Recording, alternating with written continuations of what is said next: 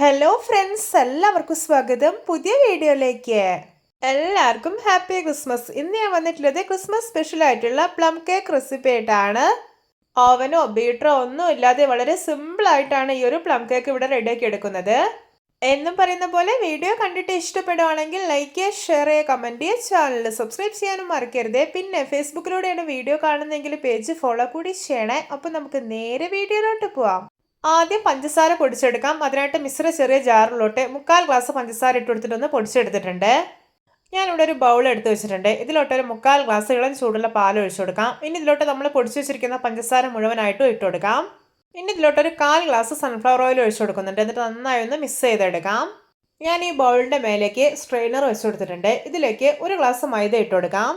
ഇനി ഇതിലേക്ക് 2 tablespoon cocoa powder, 1/2 teaspoon baking powder, 1/2 teaspoon baking soda ഇതെല്ലാം ഇട്ട് കൊടുക്കാം. എന്നിട്ടൊന്ന് അരിച്ചെടുക്കാം. വളരെ ഈസി ആയിട്ട് തയ്യാറാക്കാൻ പറ്റുന്ന ഒരു പ്ലം കേക്ക് റെസിപ്പിയാണിത്. എല്ലാവരും ഇതുപോലെ ഒന്ന് ഉണ്ടാക്കി നോക്കണേ. ഈ ഒരു ബാറ്ററിൻ്റെ കൺസിസ്റ്റൻസി കണ്ടോ, നല്ല തിക്നെസ്സോടെ ഇരിക്കണം, ലൂസായി പോകാൻ പാടില്ല. ഇനി ഇതിലോട്ടൊരു 1/4 ടീസ്പൂൺ വനില എസൻസും ഒരു 1/2 ടീസ്പൂണോളം കേക്ക് പൗഡർ കൂടെ ചേർക്കുന്നുണ്ട്. എന്നിട്ടൊന്ന് മിക്സ് ആക്കി എടുക്കാം.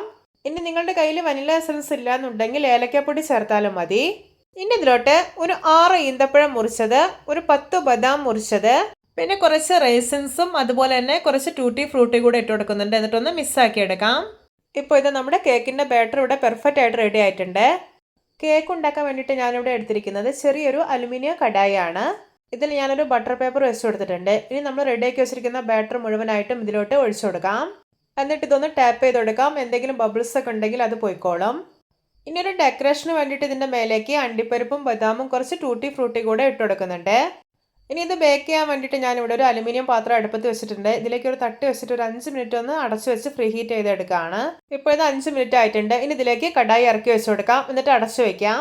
ഇനി ഇതൊരു മീഡിയം ഫ്ലെയിമിൽ വെക്കുക. എന്നിട്ട് ഒരു 45 മിനിറ്റ് ബേക്ക് ചെയ്തെടുക്കാം. ഇപ്പോൾ ഇത് 45 മിനിറ്റ് ആയിട്ടുണ്ട്. നമ്മുടെ പ്ലം കേക്ക് ഇത് അടിപൊളിയായി തന്നെ ഇവിടെ ബേക്കായി കിട്ടിയിട്ടുണ്ട്. കണ്ടോ, ഇതിൻ്റെ ബട്ടർ പേപ്പറൊക്കെ എടുത്ത് മാറ്റാം. നിങ്ങൾക്കിത് കാണുമ്പോൾ തന്നെ മനസ്സിലാവുന്നില്ലേ എന്തോരം സോഫ്റ്റ് ആയിട്ടാണ് ഇരിക്കുന്നതെന്ന്. ഇനി നമുക്കിതൊന്ന് മുറിച്ച് നോക്കാം. ഇതിൻ്റെ ചൂടൊക്കെ അത്യാവശ്യം നന്നായി പോയതിനു ശേഷം മാത്രമേ ഇത് മുറിച്ച് നോക്കാവൂ, അല്ലെങ്കിൽ ഇത് പൊടിഞ്ഞു പോവും. ഇത് ഉണ്ടാക്കിയിട്ട് ഒരു 1-2 ദിവസമൊക്കെ കഴിഞ്ഞ് കഴിക്കണം കേട്ടോ. അപ്പോഴാണ് റിയൽ ടേസ്റ്റ് ഉണ്ടാവുന്നത്. അപ്പോൾ നമ്മൾ എത്ര സിമ്പിളായിട്ടാണല്ലേ വെറും ഒരു കടായിൽ ഓവനൊന്നും ഇല്ലാതെ ഈ ഒരു പ്ലം കേക്ക് റെഡിയാക്കി എടുത്തിട്ടുള്ളത്.